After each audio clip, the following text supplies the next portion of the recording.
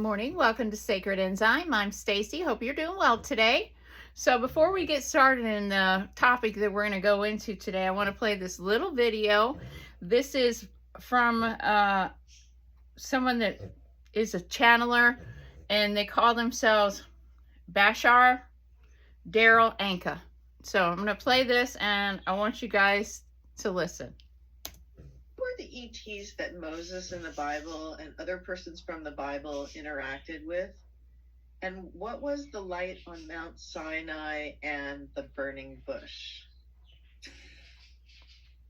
Some of the extraterrestrials that Moses interacted with were the idea of the Anunnaki attempting to correct what the original group of Anunnaki caused by the creation of Homo sapiens on your planet, and attempted to guide and preserve certain genetic lines that would allow for the eventual evolution of the Earth into the sixth hybrid race. Some were not Anunnaki. We have been asked this question before, and we are not allowed to discuss that race. Well, why are you not allowed to discuss that race?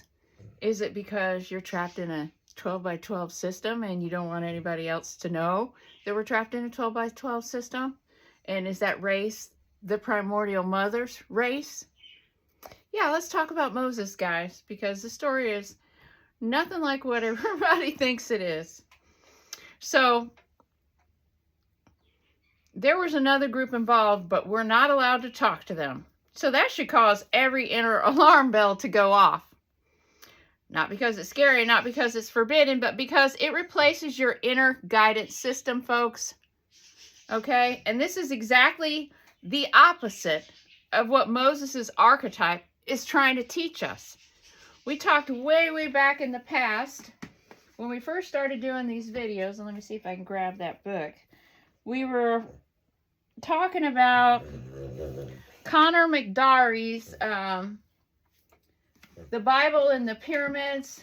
I can't think of the exact name. But anyway, the book talks about, I'm trying to see if it's right here. I could grab a hold of it real quick. The book talks about how the Bible was an allegory that was taken from the Celts.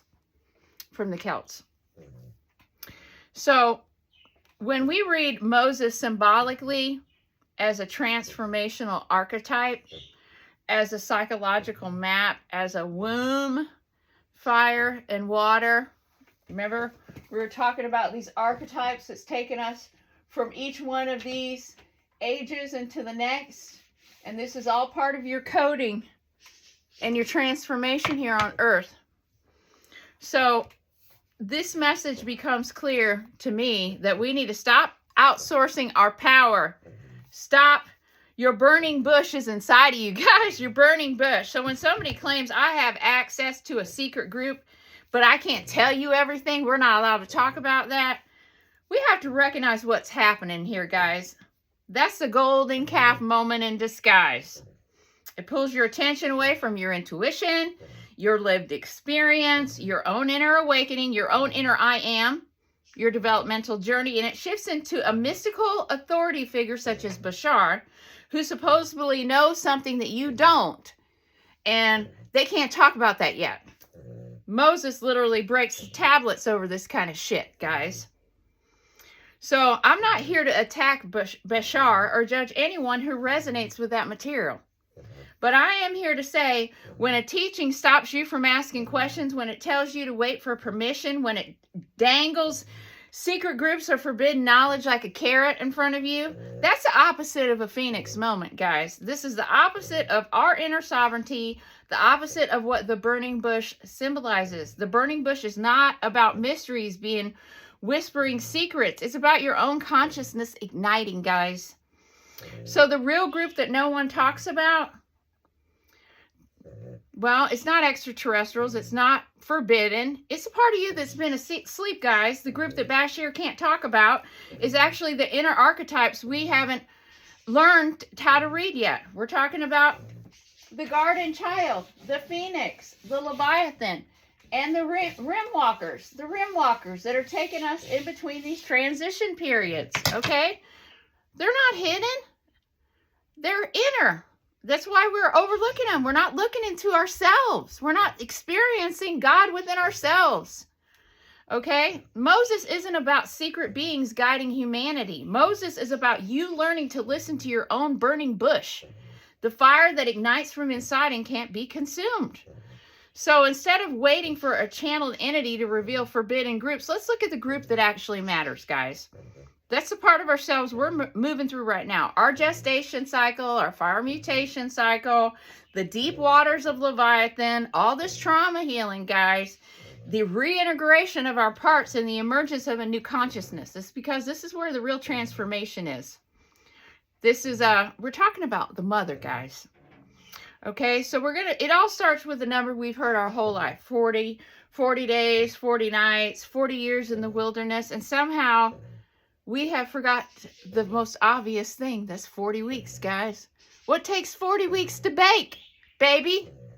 Shake and bake. Human pregnancy's 40 weeks. Okay, so let's walk through exactly how I got here so you don't think I'm just making some cute parallels here. So we've heard the flood is 40 days and 40 nights. Moses was on the mountain for 40 days. Jesus in the wilderness, 40 days. The Israelites, 40 years in the desert. This will prove to you why our timetable has been modified, because they've taken all of these allegories, taken the mother out of the whole equation, and made it all about time. And it's not about time in the way that you think about it. Okay? So human gestation, from conception to birth is 40 weeks. So what if all these 40s in the Bible are not random, not punishment, not numbers, not because God felt like it, but because what if they're just gestational periods? What if 40 is the mythical way of saying you are in a womb, you are being carried, and something is developing that's not quite ready yet, guys? And then I was just like, boom, hit me right in the head. So let's talk about 40 days of rain. The world is being washed and reborn. 40 days of fasting. The self is being reset. 40 years in the wilderness, a whole generation is being reformed. So when we see 40 over and over again in Moses' story, we're going to treat it like a gestational code, and then we're going to break this down, okay? So the Bible gives Moses a symbolic lifespan of 120 years, and this is where it got me, because, you know, we started this thing the other day where we were going to start decoding everybody's birthdays using the lunar calendar. But we have to go back and we have to look at the story, and we have to see, where do they fit in? Where do they fit in on this wheel, in this archetype wheel? And cataclysms and climactic changes that are happening that's going to take us into the new age, guys. The rug's coming off the loom. Okay, Moses says that he lived 120 years, but watch this math. 120 years equals 40 plus 40 plus 40. 4 times 3 is 12. 3 blocks of 40 period gestational periods. So if you look at the traditional way his life is told, it's conveniently broken to 3. From 0 to 40 years, he was in Egypt. He was growing up in Pharaoh's house. Identity confusion, the garden, the innocence phase.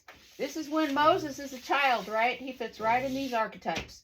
This is when he was a child. Remember, he was put in a basket and floated down the Nile. This is his birth. 40 to 80 years is the Midian and the burning bush time. This is when he was exiled. He was tending flocks. He was doing his inner work. And then he had his phoenix awakening. Burning bush. Phoenix, guys.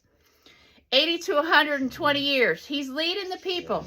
There's plagues. We got the Red Sea event where he parts it with his staff. And we got 40 years in the wilderness, mountains, and the handing off to that next generation. Remember, he couldn't go through. He couldn't get to the promised land. Remember that?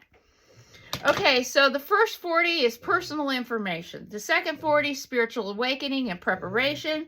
The third 40 is a birthing of a people into a new consciousness, guys. So Moses' entire life is structured like a triple pregnancy. Gestation, gestation, gestation, completion. So let's talk about calendars, because this part's just absolutely delicious. So in the ancient world, they weren't sitting around with a Google Calendar. They used either the lunar months, which is moon to moon, and then they tried to match those to a solar year. Okay, so sometimes that meant 12 months. Sometimes it meant 13 moons in a year. with an intercalculary month added that was to catch it up. So here's what happens when you play with Moses's age of a 120 in both systems. So in a 12-month system, 120 years times 12 is 1,440 months, guys. You can't make it up. You can't make it up. 1440, 144 clicks, guys. Come on. So in the 12 months lens, but more importantly, if you take 120, that equals 3 times 40. So a 12 months lens, we've got 3 40-year transformational cycles and a complete perfect human lifespan. So this matches the old line in Genesis where 120 becomes a symbolic limit, not as a literal cap, but as a human cycle. In a 13 moon system, 120 years times 13 moons equals 1,560 moons. So let's do the numerology. 1, 5, 6, 0. If you add 1 plus 5 plus 6 plus 0, guess what you get? You get 12. So symbolically, Moses lives out the 120 as a triple 40 cycle, which he then which if you translate it in moons, it resolves right back to 12. So he completes the 12-base system that we've been talking about here, because we're trapped in a 12-base system, a 12 by 12 system, right? The order, the old structure, but his role in the story is very much the 13th archetype, and I'm going to explain to you why. He's the threshold keeper, the one who finished the cycle. Remember, he finished the cycle. He took them to the promised land, but he doesn't go in there himself. He's the one who stands at the doorway, guys. He's the in-betweener. The in-betweener. This is why I say that there's people that come from Noah. There's people that come from these groups. This is because this is how it works. There were cataclysmic survivors. There were people that went to the promised land, but it's not like what we think, guys. It was just helping people get through an epoch, waking up. So the one who stands the doorways between the worlds. So let's overlay the big archetypal cycle that I've been using so the symbols don't get too tangled up here. So we've got the garden. I'm reading this human transformation as a 4-step system. So we've got the garden, which is our original innocence right here. Then we have the phoenix, right? And this is on a clock, right? This comes in, the planet. This is programmed in, guys. The phoenix is the fire of awakening. This is when we burn away our old self and all the BS that we've been thinking with our programming, okay? Then we get ignited in our purpose. Then we have the Leviathans here. It's where we're digging into our deepness, right? We're working out our trauma, right? We're untangling emotional truth and our collective trauma as a whole. And so then we get to the 13th hour right here, guys. This is the new order, the promised land. This is how we stabilize the consciousness after the grid resets, okay? So Moses' story fits absolutely perfect into this. Birth in the Nile, palace life. Well, this is the garden stage, man. This was a beautiful time. Burning bush, this is when he got ignited. Plagues, Red Sea, 40 years in the wilderness. That's the Leviathan. That's working through all the trauma and all of this. The promised land is the new. It's reached by the next generation. So I want to focus in on the burning bush because that's the part that just cracked me up so much when I was listening to this channeling in of Bashar. Okay, so most of us grew up hearing that Moses saw a bush on fire. God talked out of it. And that's like the end of the story. And then we get this I am, for therefore I am. But symbolically, this is his phoenix initiation. The bush. Okay, guys. What do y'all call the bush? It's a woman's lady parts. Hello. The womb. The generative center. The lower garden. The fertile undergrowth of life. Hello. We're talking about reproductive organs. We're talking about the primordial mother. So this didn't come out of nowhere. So the bush is the feminine ground of being. The fire that doesn't consume, right? Thank God it doesn't burn y'all up, or we'd been in trouble with reproduction. This is here. It's not a wildfire. It's not destruction. This is a transformational fire. This is when he woke up and realized, oh, Mother, there you are. You know, it's burning away of illusion. It illuminates our purpose. But it doesn't destroy the underlying life, guys. That's the difference between trauma and awakening. This is awakening. Take off your sandals. Sandals are what separates you from the ground. So the voice says, come back into contact. Touch the earth. Stand here barefoot in what is real, Moses. So symbolically, it's saying, drop the armor. Drop the roles. Stop pretending. Quit trying to be something that you're not. Let's get honest here. I am that I am. I am, therefore, I am. This isn't a name. This is a state of being, guys. It's a state of being. It's a moment that Moses touches self-originating identity. Not, I am what the empire told me. Not, I am what my trauma has made me out to be. We can overcome all of the trauma that's been imprinted onto us and put on us from these programs, guys. We have to be more than that. We have to dig deep. This is what Leviathan is about. This is transmuting lots of trauma. It's a phoenix moment. It's a match. Striking up in the dark. This is the illumination of the darkness. So we go back to that famous 40 years in the wilderness. It's 40. If 40 is a pregnancy number, then the wilderness isn't a punishment. They're in the womb, guys. They're growing. They've just passed through the Red Sea, which looks a lot like a giant birth canal when you step back for a second. On one side, you've got slavery, oppression, Egypt, old consciousness. Through the water, we've got chaos, fear, leaving what's familiar to us, right? Stepping out on a limb, guys. On the other side, we've got total dependence, no structure yet, and a long gestation. So what happens in the wilderness? They get manna from heaven. No ghost, not right now. Food appears daily, just enough for the day. And you can't hoard it, guys. You can't hoard it. This is the true meaning. This is the true meaning of community, of growing together. That's umbilical cord magic. That is, the fetus doesn't store. It's what needs to be given in real time, guys. Cloud by day, fire by night. They're literally being regulated from outside, just like a baby's body's regulated in the mother's womb. So then we have the cloud cool in the heat, the fire, the warmth in the night, and the light in the dark. So 40 years, one full gestation, and an entire generation grows up in that in-between space. Remember? We had the scouts that went over to Canaan. They were like, oh, these dudes are way too big. We can't overcome this.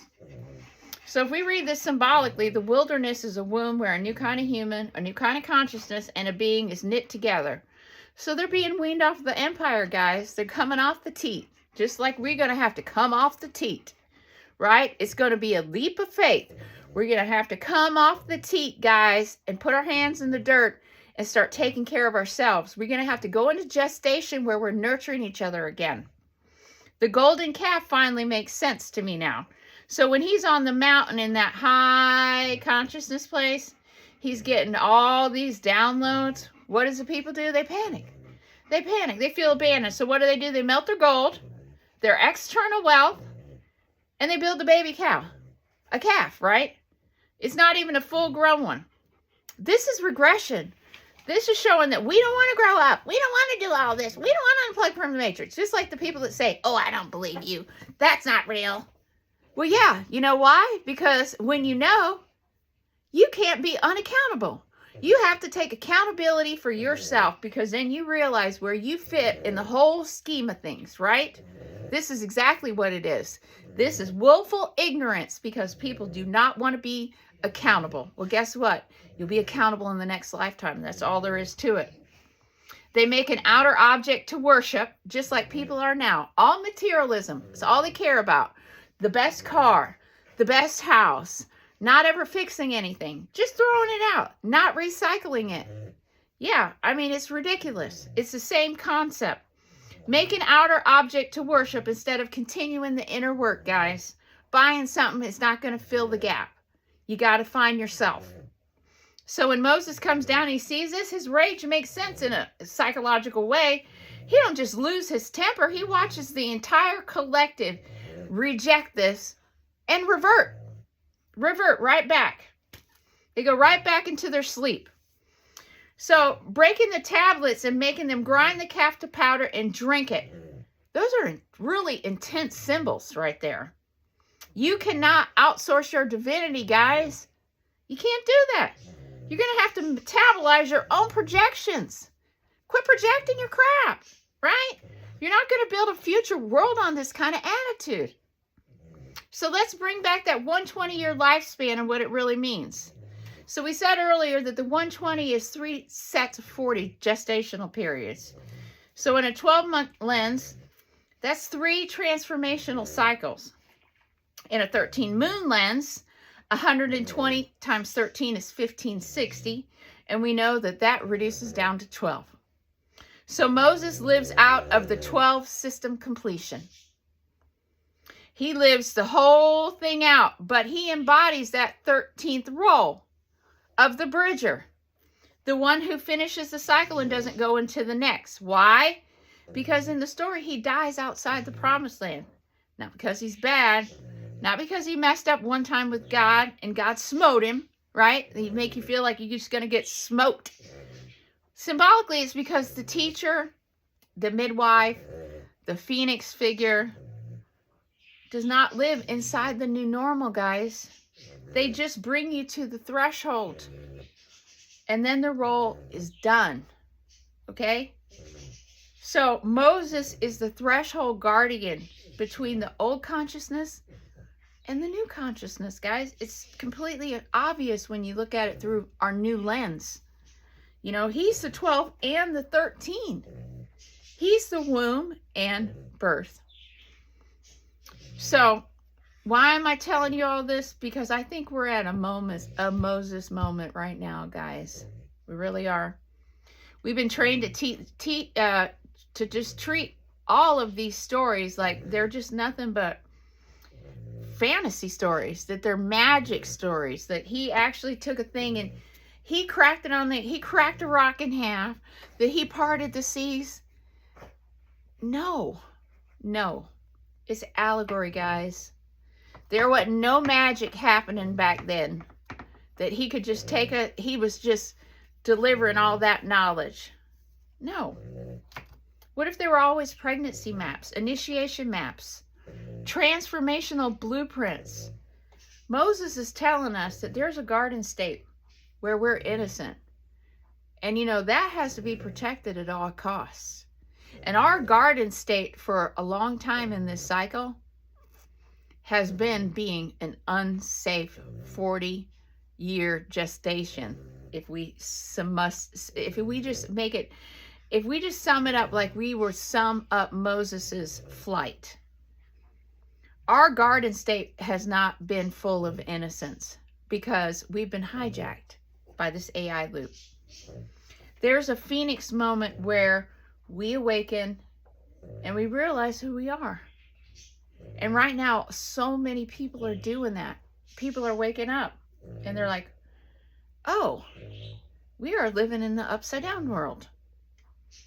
There's a Leviathan phase right now where we're walking through chaos, fear, emotional waters. For as long as it takes, guys. If we got to get it wrapped up. 40 days, 40 years. And then there's a promised land that we can reach only when we stop worshiping golden idols, guys. Do you not understand when I say that this is not a channel for profit? This is why we cannot have quantum entanglement with the matrix, with finances, not words, not knowledge that comes from the quantum field. It can't be. It can't be. It gets entangled. It gets distorted. This is why there's people that are working out of a 12 by 12 system. Because they're chasing that coin. When you're chasing that coin, everything gets tangled up. Okay? So, Here's what you will have to do inside yourself if you want to help birth a better world. This is what the story is saying. Be patient. You're still in the womb. Let the new consciousness finish forming. That's the whole story of the burning bush. So we're not going to argue about history here. We're here to ask. We're here to ask questions. We're here to question the narrative, guys. We're here to learn all this information together. We're here to help each other. Where do you feel yourself? Are you in the garden? Are you in the Phoenix phase? Are you in the Leviathan phase? Are you standing on the edge of your very own promised land, guys? Because once we start seeing these stories as archetypes and initiation maps, because this is what they are. They're initiation maps. We got to stop waiting for miracles, guys. There's nobody coming to save us. We are saving ourselves. We've been looking at these stories all wrong for all these years, and it's programming. We got to get outside of the programming, and we can do it. So with that, when you come and find me, I'll be here, because we're living in the past, present, and the future all at the same time. Don't forget to get outside today. My dog's here breathing all over my leg because she's ready to go on out, and she don't take no for an answer. So we're living in the past, present, and the future all at the same time. And don't forget to like, subscribe if you haven't, share the videos, and thanks for watching Sacred Enzyme. Have a great day, and I hope to catch you on the next one. Bye-bye.